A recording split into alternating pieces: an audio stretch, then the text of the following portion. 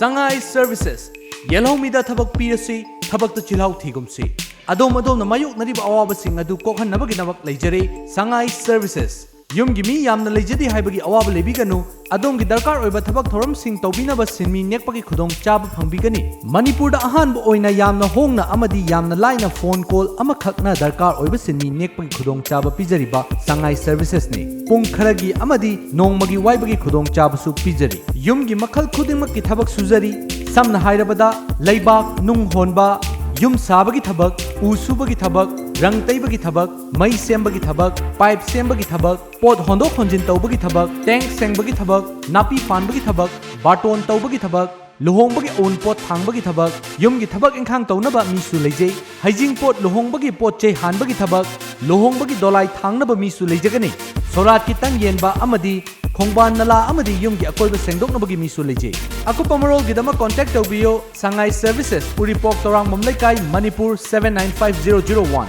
Contact number 700507177 Natraga 700511264 Ekoi email sangaiservices@gmail.com